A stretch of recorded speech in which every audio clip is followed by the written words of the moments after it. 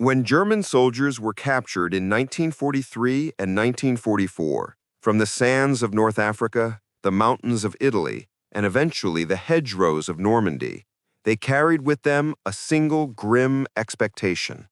Captivity would be harsh, food would be scarce, and survival would be uncertain. Years of Nazi propaganda had hammered a single message into their minds. Americans were decadent, ruthless, and would treat prisoners no better than criminals.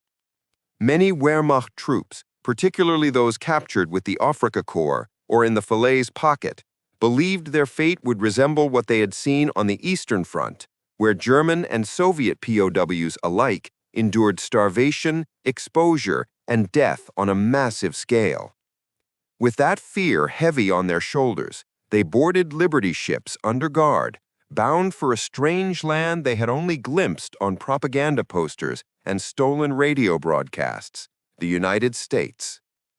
None of them imagined that their first shock upon entering an American POW camp would not be cruelty, but abundance. The journey itself reinforced their dread.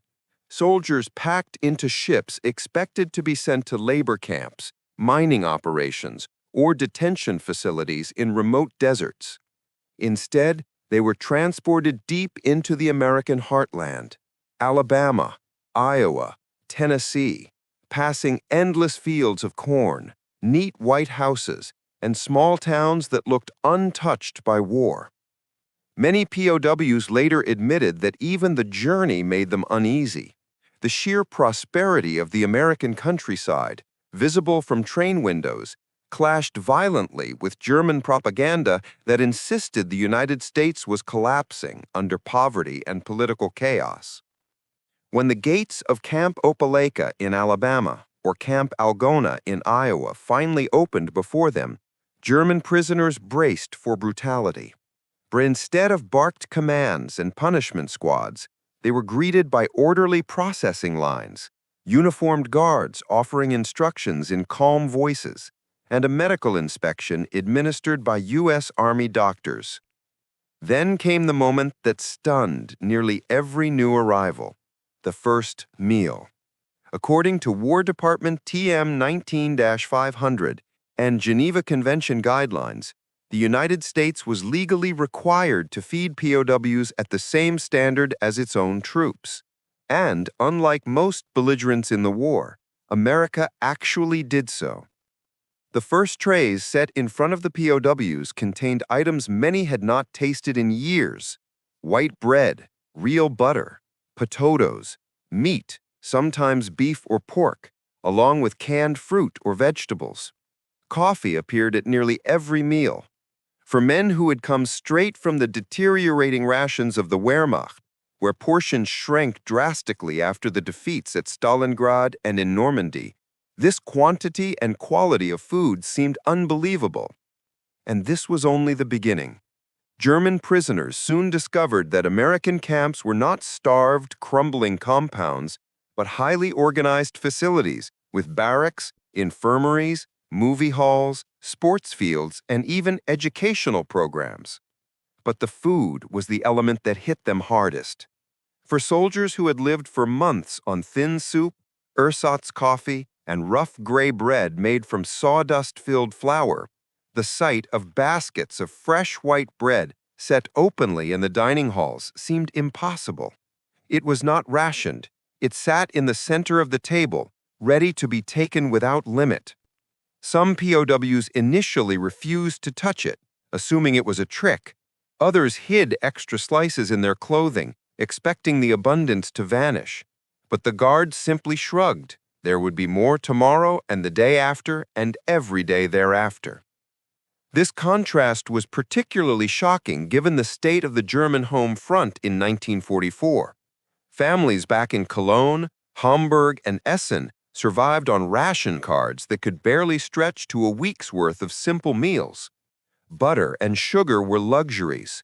Meat was scarce. Chocolate and soft drinks were almost mythical. Yet in America, prisoners of war, men who had fought against the United States, were eating better than many American civilians, let alone their own countrymen. Many POWs later confessed in diaries and oral histories collected by the Office of the Provost Marshal General, OPMG, that they felt ashamed. They had believed deeply in the Reich's portrayal of itself as the strongest and most advanced nation in the world. But here, behind barbed wire on another continent, they were confronted with a different truth. The United States had so much food that it could afford to give hearty meals to its enemies. This realization was followed by another, even more surprising. The Americans were not feeding them generously out of kindness alone. They were following the Geneva Convention of 1929, which mandated humane treatment, medical care, and rations equal in quantity and quality to those of depot troops. For the U.S., a nation with vast agricultural surpluses and logistical systems unmatched in the world, this meant POWs would receive 3,000 to 3,500 calories per day, including bread, butter, meat, potatoes, and coffee. And as many POWs soon learned, that was only the beginning of their cultural astonishment. Because in camps like Opelika, Algona, and Crossville, the Americans were about to introduce them to something they had never dreamed would appear inside a prison compound: Coca-Cola and ice cream. The first time a group of newly arrived German POWs at Camp Algona saw crates of Coca-Cola being unloaded beside the mess hall, several of them genuinely thought it was a warehouse delivery mistake, supplies intended for American troops, not prisoners. They watched the bottles clink together in the sunlight, the familiar curved glass shape catching their eyes. In wartime Germany, Coca-Cola had all but disappeared by 1942 after the U.S. embargo cut off key ingredients. To most of these men, it had become a symbol of an unattainable luxury, something they associated with pre-war city cafes were the rare black market stash. The idea that they, as prisoners, might be allowed to drink it bordered on absurd. Then they were told to line up for dinner, and the shock only grew deeper. Instead of thin slices of dark rye bread scraped together from ration remnants, what they had eaten in Wehrmacht units during the final years of the war, they were handed thick slices of fluffy white bread, the kind many had not tasted since childhood. White bread in the Third Reich had been largely reserved for hospital patients or the wealthy. Wartime regulations had banned it almost entirely for ordinary civilians. Here in America, it was stacked in overflowing baskets with signs that simply read, "Take what you need." Some POWs later admitted they took extra and hid it in their jackets, convinced that such abundance must be temporary. But the guards, seeing their nervous hoarding, laughed softly and said, "There will be more tomorrow." And there always was. Meat followed. Actual meat, not the tiny portions of horse, rabbit, or ersatz sausage that German soldiers had grown accustomed to since 1943. At Camp Crossville, lunch often included beef stew or pork chops with potatoes. At Algona, they received chicken on Sundays. At Opelika, canned fruit appeared at least 3 times a week. Then came the most surreal item on the table, a small aluminum dish served after dinner, cold to the touch, filled with ice cream. No German POW could believe it. Ice cream had vanished from German cities years earlier.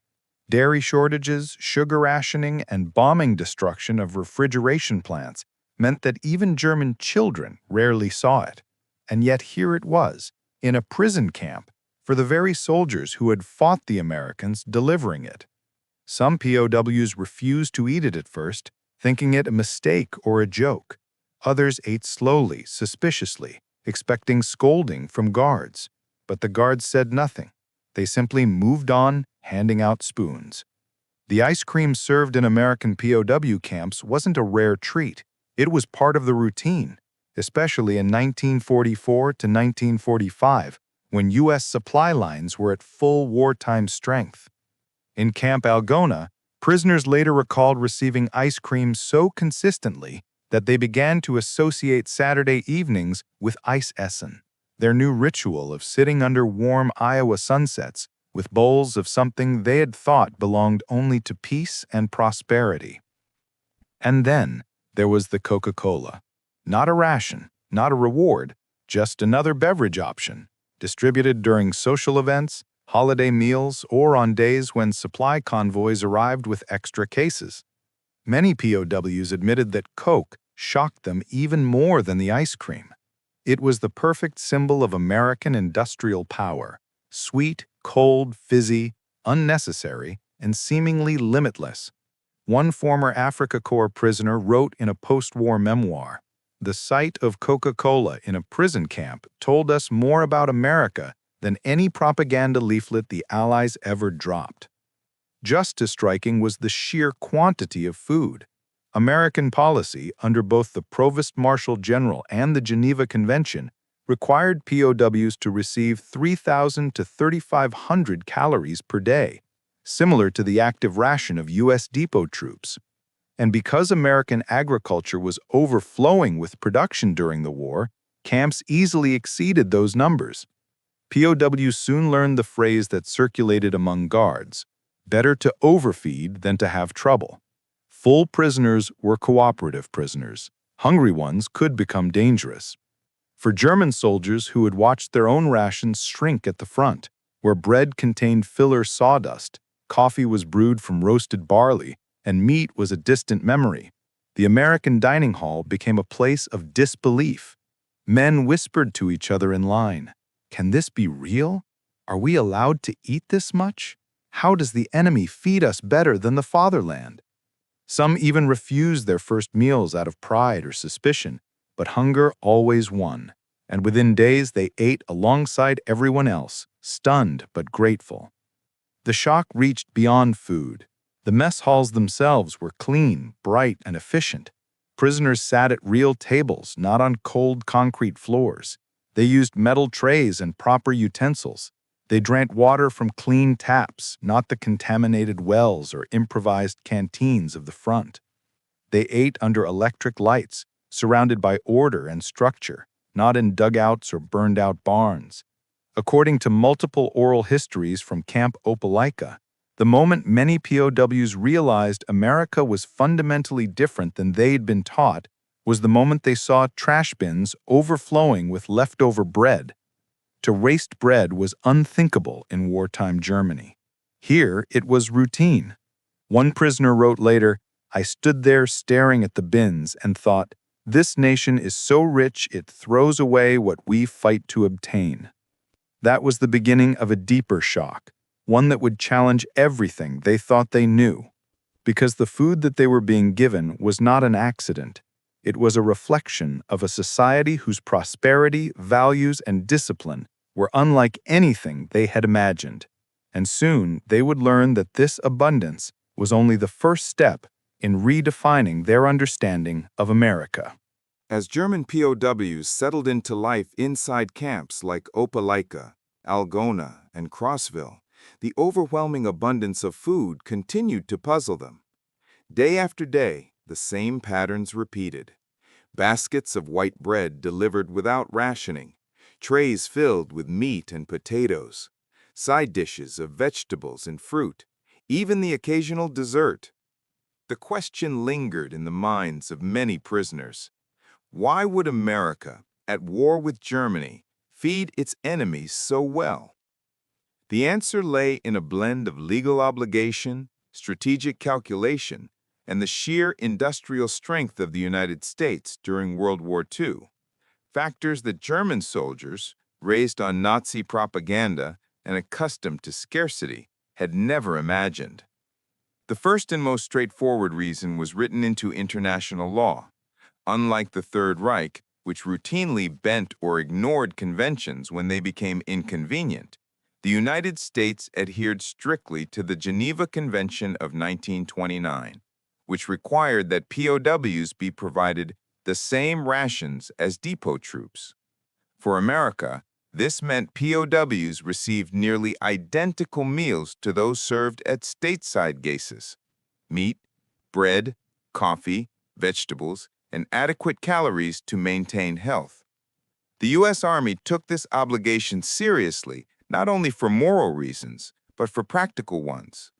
If American POWs fell into German hands, and tens of thousands did over the course of the war, their treatment could be influenced by how German prisoners were treated in America.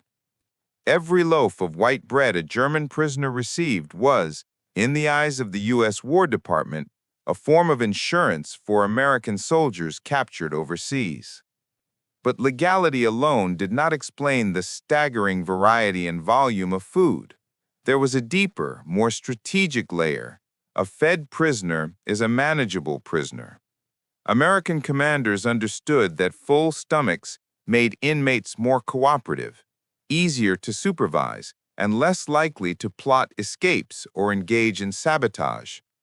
When the OPMG, Office of the Provost Marshal General, reviewed POW camp disturbances across the country, they found a direct correlation.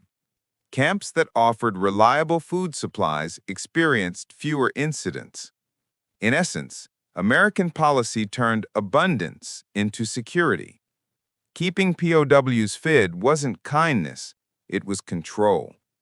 Then there was the question of capability. Even if America wanted to comply with the Geneva Convention, could it actually afford to feed 370,000 German POWs at high standards? The answer, surprising to many Germans, was yes, because the United States of the 1940s was a global agricultural powerhouse. American farms, untouched by bombing and supercharged by wartime demand, produced record quantities of wheat, corn, beef, dairy, sugar, and eggs. The U.S. home front had rationing, but it was light by European standards and often more symbolic than restrictive. Where Germany struggled with shortages due to Allied bombing, U-boat blockades, and mismanaged wartime agriculture, the United States was drowning in surplus. To German prisoners, the idea that a nation could be both at war and overflowing with food felt contradictory, almost impossible. Their own homeland had endured rationing since 1939 and near starvation conditions from 1943 onward. Bombed railways and ports meant what little food existed could not reach cities efficiently. By 1944, German civilians were eating ersatz bread mixed with sawdust, coffee brewed from roasted barley, and sausages that contained less than 10% meat. Against that backdrop, POW camps in America felt like a different universe. Another key factor was psychological warfare. Though subtle, it was undeniably present. American officials understood that treating POWs humanely undermined the ideological foundation of Nazism. Kindness, abundance, and predictability were powerful tools against soldiers indoctrinated to believe the United States was barbaric and chaotic. Every spoonful of ice cream served in a mess hall was, in its own quiet way, a counter-propaganda strike. Many POWs would later admit that the first seeds of doubt about Hitler's promises were planted in camp dining halls, not through lectures, but through meals that contradicted everything the Reich had taught them. And then there was the cultural dimension. Americans in the 1940s believed deeply in what they called fair play. It was not a political stance, but a national identity. To mistreat prisoners was, in the view of both the public and the military, un-American. American newspapers occasionally reported on POW camp conditions, and the War Department knew that starving prisoners would cause outrage among citizens who prided themselves on moral leadership. U.S. Army manuals emphasized treating POWs with dignity not only to uphold national values, but to maintain discipline among guards. Abuse was seen as a breakdown of order, a sign of weak leadership, and a violation of the principles soldiers were sworn to uphold. These layers, law, strategy, abundance, psychology, and identity, combined to create a system where German POWs received meals that rivaled or exceeded what many American families ate during the war. This was not generosity. It was the expression of a nation powerful enough, confident enough, and organized enough to behave humanely even while fighting for its survival. Yet for the German prisoners themselves, these explanations were distant and abstract. What they experienced was simpler and more visceral. They were eating well, unbelievably well. They gained weight, their health improved, their energy returned. Many looked younger after a few months in captivity than when they had arrived. And every time they lifted a Coca-Cola bottle, or bit into soft white bread, or tasted ice cream melting on their tongues, they felt a mix of relief, confusion, and something harder to describe, an uncomfortable awareness that their enemy was far richer, far more capable, and far more disciplined than they had been taught to believe. For many POWs, that realization was the turning point, the moment that shock began to evolve into introspection. Because if America treated its prisoners this well, what else about the world had the Nazi regime lied about? The question would follow them for the rest of their captivity, and far beyond. The shock did not fade with time. Instead, it deepened as German POWs settled into the routines of life inside camps like Opelika, Algona, and Crossville. Each passing week revealed another layer of abundance, another reminder that the United States, enemy of the Reich, was feeding them with a generosity unmatched even in their own homeland. For soldiers conditioned by years of scarcity and propaganda, the experience was nothing short of disorienting. Many POWs later wrote that the moment the true magnitude of this abundance struck them came not from the first meal or the first Coca-Cola, but from a far more mundane sight: trash barrels overflowing with untouched bread. For German soldiers who had grown up in a nation that revered bread as almost sacred, the sight bordered on sacrilege. In Germany, bread was rationed tightly and thrown away only in the direst of circumstances. In wartime Berlin, Hamburg, or Frankfurt, families collected crumbs in jars and stretched loaves for days. Yet here in America, inside a prison camp, bread was discarded casually, scraped off trays into bins because there would always be more tomorrow.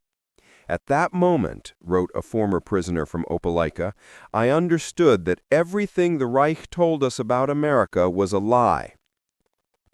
The shock intensified with each passing meal.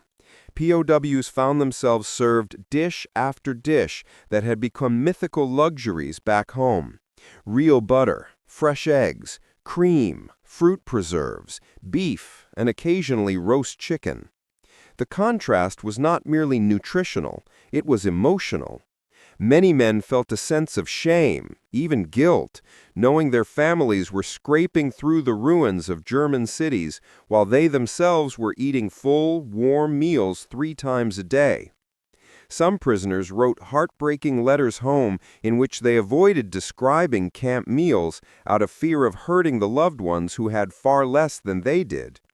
One POW in Crossville admitted, I felt embarrassed to enjoy the food. My mother would have cried to see how much we threw away. But the most powerful cultural shock came from the American attitude towards feeding prisoners. Guards did not mock POWs for their hunger or make jokes about the generous portions. They treated mealtime like a routine administrative task, something that simply had to be done correctly. There was no humiliation, no power play, no attempt to use food as leverage. German POWs, accustomed to a military culture where deprivation was normalized and suffering was often viewed as proof of loyalty, found this baffling. Then came the holidays.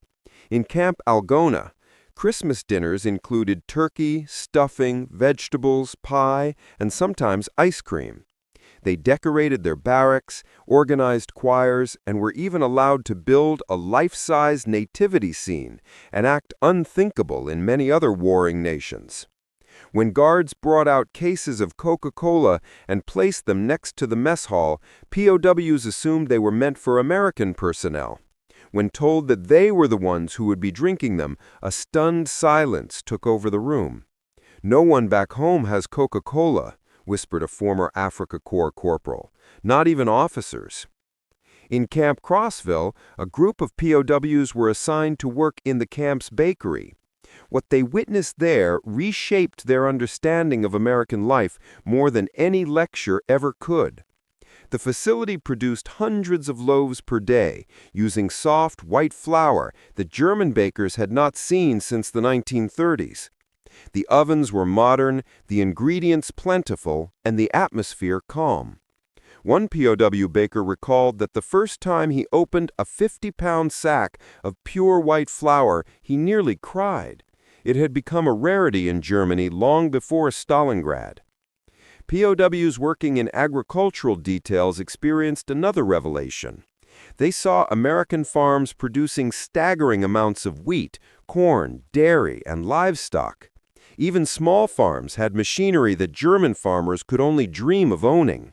They saw tractors larger than the trucks used by the Wehrmacht. They saw silos overflowing with grain, fields stretching farther than the eye could see, and refrigerators stocked with butter, milk, and cheese. Only then, one POW said, did we begin to understand why our own cities were starving. The cultural shock went beyond food. It extended to the behavior of guards, the discipline of the camp system, and the casual wealth of American daily life.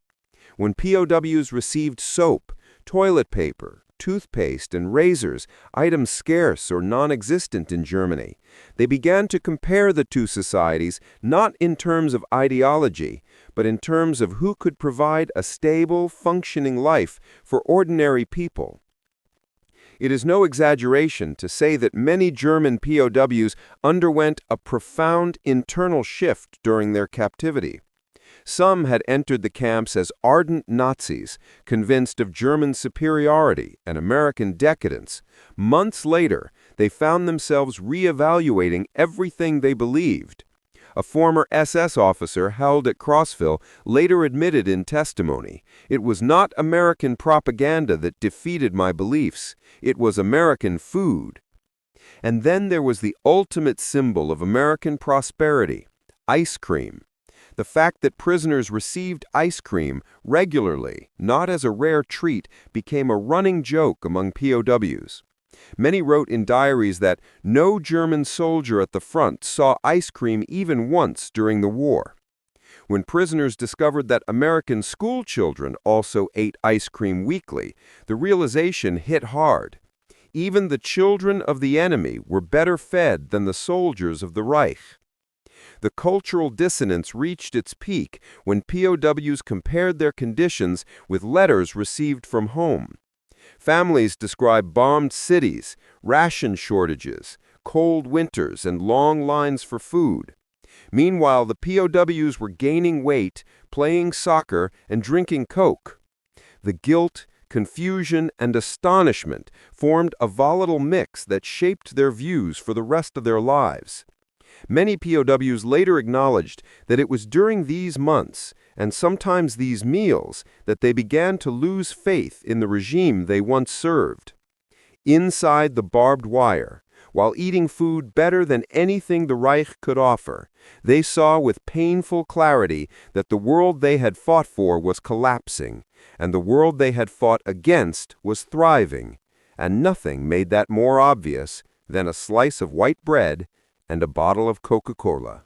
By the time the war ended in Europe in May 1945, the hundreds of thousands of German POWs held in the United States were no longer the same men who had first stepped off the trains at Opelika, Algona, Crossville, or the dozens of other camps scattered across the American heartland. Months of steady meals, humane treatment, and a daily routine built not on ideology but on order and decency had reshaped the way they saw not just America, but themselves, their homeland, and the government they had once pledged loyalty to. As repatriation began in late 1945 and continued through 1946, these men prepared to return to a Germany devastated by bombing, divided by occupation zones, and suffering from severe food shortages. Many POWs wrote in their journals or admitted later in interviews that they felt anxious, not about going home, but about leaving a place where they had been fed, clothed, treated, and managed with an unexpected professionalism that had contradicted everything the Nazi regime had promised them about the decadent, cruel American enemy. The final weeks in camp revealed just how deeply American routines had become ingrained in their lives. POWs received their last meals: white bread, butter, meat, potatoes, and sometimes ice cream. And many found themselves lingering, realizing that these foods, so normal in captivity, might be rare luxuries back in Germany. Some men wrote that they dreaded the return to ration cards and empty shelves. Others described guilt at having lived well while their families suffered through bombings, evacuations, and the hunger winter of 1944-45. Yet beneath that guilt was another layer, something more complicated and far more profound. They had seen another system up close, and it had changed them.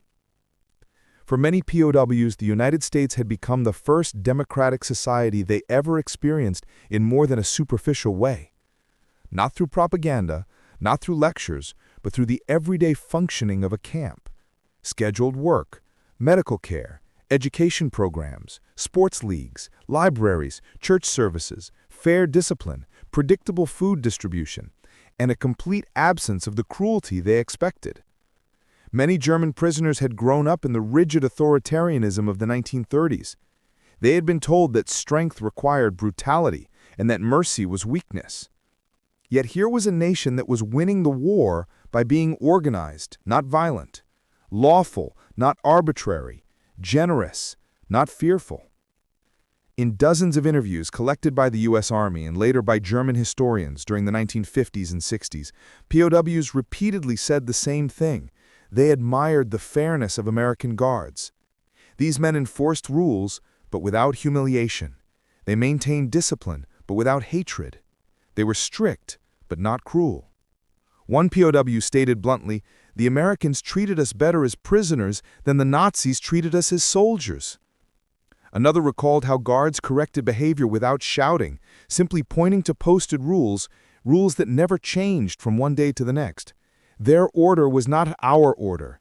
It was a quiet order, a POW wrote. This steady environment, combined with abundant meals, created fertile ground for self-reflection. Over time, many POWs began to question the ideology they had carried into the war. A former NCO from the Africa Corps later wrote that he felt the Third Reich collapsing inside me every time he saw American workers deliver fresh food to the camp. Another POW described his first major doubt about Hitler's promises as occurring the moment he saw guards distribute Coca-Cola to prisoners on Christmas Eve. He said, "How could a nation that wastes sugar on prisoners be losing the war?" Some POWs were even offered the chance to attend re-education programs, especially in 1945 when the U.S. sought to encourage democratic thinking among German soldiers before repatriation. But many POWs didn't need formal instruction. Their education came from daily life. Seeing guards eat the same food as they did, watching American officers treat workers respectfully, or witnessing a system where rules, not ideology, governed behavior. By the time they boarded ships home, countless POWs had already rejected the propagandistic worldview they had once embraced. When they returned to Germany, they found a nation in ruins. Cities were flattened, homes were destroyed, food was rationed as strictly as ever before. For many, the shock of returning home rivaled the shock of entering the American camps. A former prisoner from Algona described returning to Cologne as walking into a shadow, adding, "I had lived like a human being in America.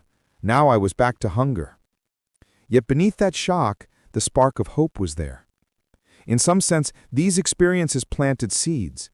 A significant number of former POWs later became central in rebuilding West Germany after 1949. They became bakers, teachers, mechanics, farmers, businessmen, public servants. Many credited their time in American camps with teaching them practical skills, carpentry, agriculture, English, but more than that, with teaching them new ways of thinking. Some historians later describe these men as quiet ambassadors, returning home with an understanding of democracy, compromise, and civilian responsibility that helped stabilize a society rebuilding from moral and physical ruins. Even in their personal lives, the legacy endured. Some POWs named their children after American guards or officers. Others subscribed to American magazines or wrote letters to former camp workers. A few emigrated to the United States years later, seeking the stability and prosperity they had glimpsed through the barbed wire. But the most universal memory, the detail that showed up again and again in memoirs, oral histories, and late-life interviews, was the food. POWs spoke of white bread with something close to reverence. They remembered ice cream with the clarity of childhood memory. They recalled Coca-Cola as a symbol of a world that had never known the shortages, fear, or ideological rigidity of the Reich. These foods were not luxuries. They were emblems of a different way of living, a society strong enough not to starve its enemies. German POWs returned home not as broken men, but as witnesses to a truth their government had tried to hide: that America, for all its flaws, operated from strength, confidence, and a belief that decency was not a weakness but a foundation. And long after the battles ended, long after the camps closed, long after many of these men had lived full lives, one memory still stood above all others: the day they learned that even in captivity, the enemy fed them better than the country they fought for.